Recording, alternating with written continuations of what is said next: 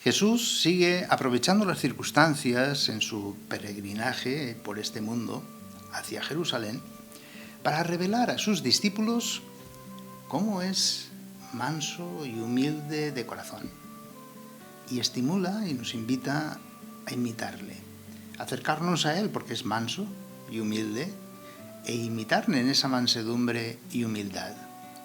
Pero descubramos este domingo qué es la humildad y qué no es.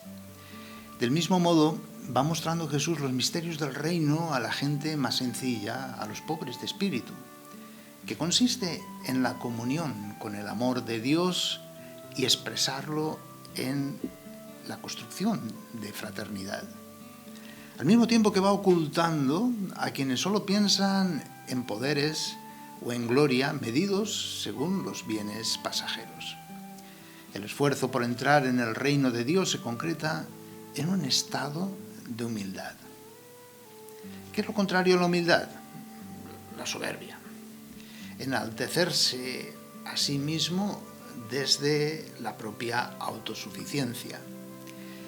Jesús desenmascara hoy ese ídolo de la megalomanía, es el delirio de grandeza, ese orgullo y prestigio que se le da culto mediante la vanidad de quien se ensalza a sí mismo por sus obras, por sus méritos, de quien anhela conseguir grandeza con las propias fuerzas, ensalzándose con el exagerado cuidado de sí mismo, la susceptibilidad, el desprecio de la vida ajena, la atribución de virtudes que no tiene, ufanándose de lo que posee, subestimando la bondad de los demás y exagerando siempre los defectos del otro.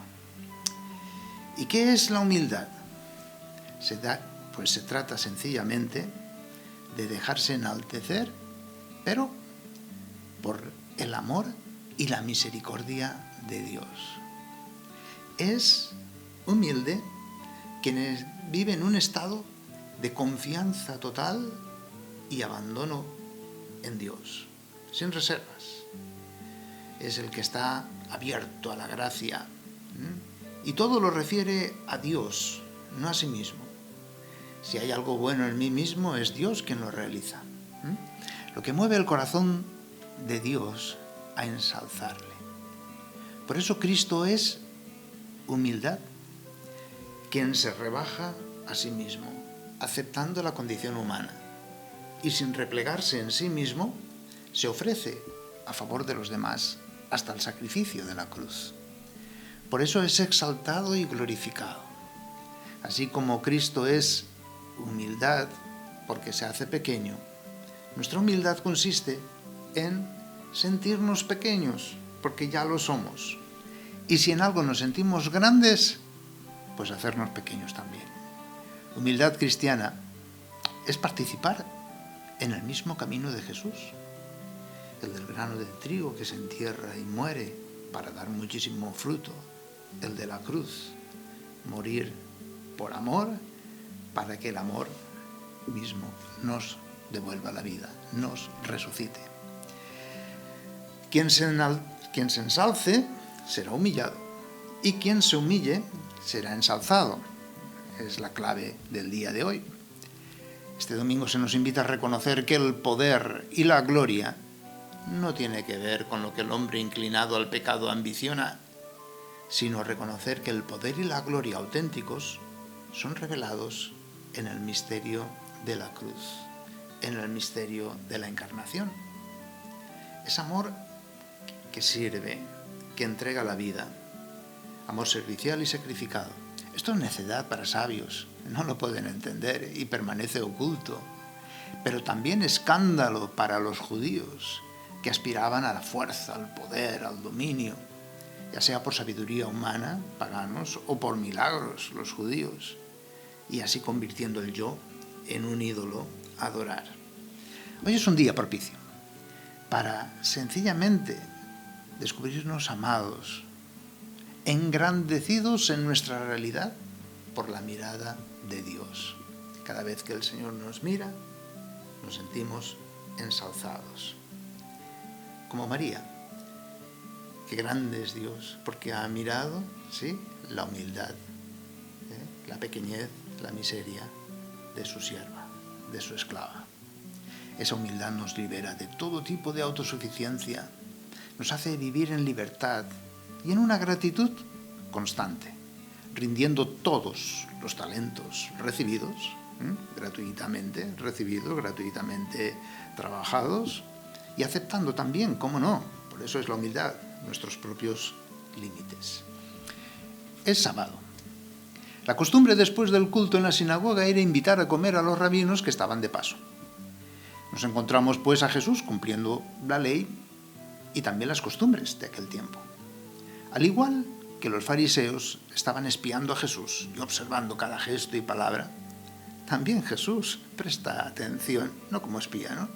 Como los invitados, pues escogen los primeros lugares en el banquete. Y les va a recordar lo que señala la sabiduría en forma de parábola, ¿no? Ahí lo vemos en el capítulo 25 de los Proverbios. Jesús denuncia ese orgullo y esa autosuficiencia, el fariseísmo. Con esta parábola hace descubrir a su anfitrión cómo entre los fariseos hay pretensiones de grandeza, de honores, de prestigio, de privilegios. Los fariseos entienden perfectamente la sabiduría. Por eso no pueden rebatir a Jesús el pensamiento sapiencial. Quizá estos se queden con la idea de urbanidad, de cómo para adquirir la bendición de Dios es necesario cultivar virtudes humanas, llevar a la práctica la instrucción sapiencial bien conocida entonces. No hay realización sin Dios. La autosuficiencia, el querer conseguir privilegios por méritos propios, tarde o temprano, fracasa. Comprenden perfectamente cómo la vanidad inhabilita al hombre para la acción de la gracia de Dios, incapacita a la práctica de la fe, de la esperanza, de la caridad. Ya Ezequiel y también Job lo remarcaban. Lo humilde será elevado y lo elevado será humillado, porque él abate el orgullo de los grandes y salva al que baja los ojos. Por eso la sentencia de Jesús será la de los Proverbios. No te des importancia ante el rey, no te coloques en el sitio de los grandes, porque es mejor que te digan, sube acá, que ser humillado delante del príncipe. Y es que el Señor privilegia frente al rico y poderoso, al humilde, al pobre, al pequeño. El Señor da la gracia al humilde y le priva de ella al poderoso. Ahí está en Sofonías capítulo 2. Esto es lo que entiende el jefe de los fariseos y los convidados. Pero los discípulos de Jesús, y nosotros hoy, comprendemos cómo Jesús está hablando del banquete en el final de los tiempos. Está refiriéndose a ese banquete final. Jesús enseña a no hacer lo que hacen los fariseos para salvarse o entrar en el reino. Ataca duramente ese formalismo, la codicia, la autosuficiencia orgullosa, las exaltaciones despóticas y ultrajantes, pero también ataca la resignación o la pereza. ¿Cuál debe ser la actitud del discípulo de Jesús para entrar en el reino? Jesús nos indica que ha de ser la de la humildad de corazón. Para llegar a tener un encuentro con Jesús vivo, es necesario hacerse pequeño. Y como último, ponerse siempre al servicio de todos. Para nosotros es necesario humillarnos ante el Señor, para que Él sea quien nos ensalce.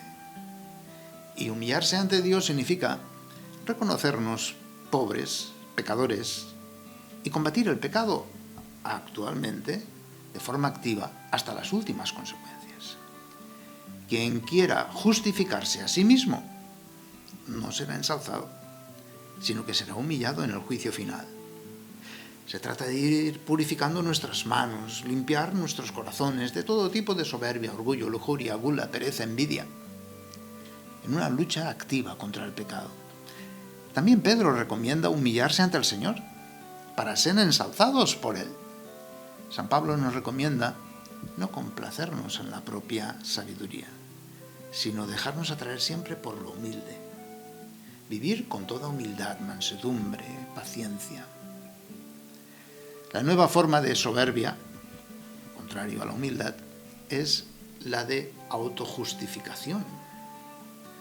Cuestión que el mismo Lutero advertía para no malinterpretarle, pero los que vienen después de él lo malinterpretaron.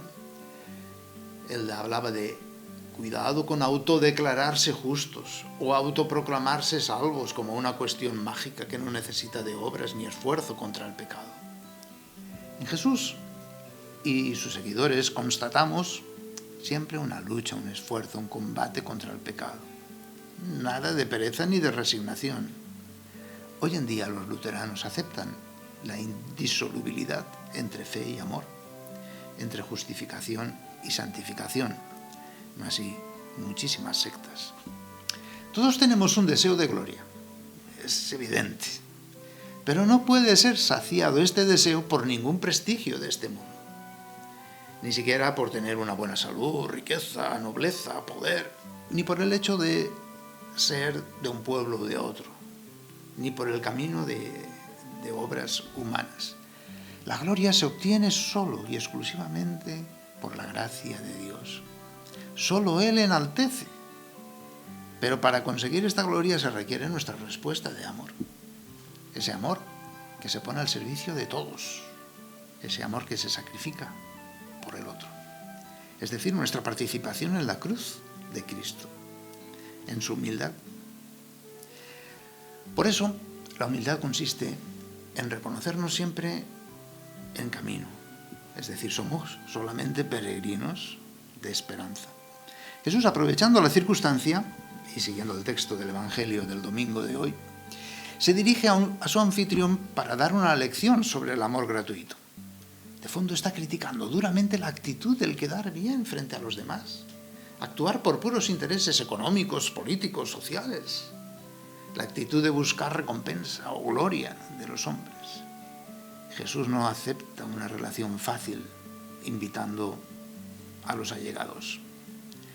El reino de Dios exige siempre abrirse a todos, con un amor generoso y sin límites, abriendo puertas de modo preferencial a los más pobres, a los oprimidos, a las víctimas de violencia, de injusticia, de abuso, los que no pueden dar nada a cambio. Buscar la única gloria y recompensa en el amor. Quedar bien, sí, pero ejerciendo la caridad al necesitado. Es quedar bien delante de Dios, no ante los hombres. El reino de Dios es tratado por Jesús como comunión fraterna, desde donde la generosidad y la gratuidad del anfitrión es la característica primordial. Jesús procura directamente que la actitud de Dios para con los pobres sea la misma que la de todo hombre. Jesús nos invita a amar como Dios ama. Jesús no solo denuncia al soberbio, al autosuficiente, sino que se pone de parte de los pobres, lisiados, cojos, ciegos. Está lista frente a los amigos, hermanos, parientes, vecinos ricos. Es escandalosa para los fariseos, pues todos esos eran los pecadores, los que según la ley misma debían de ser marginados, excluidos de la comunidad. Jesús aquí trata de advertir que Él es el que llama a la conversión al amor. Y la respuesta a su llamada no será atendida por aquellos que se creen justos, sino por los pecadores que aceptan la llamada a cambio de un cambio radical de su vida.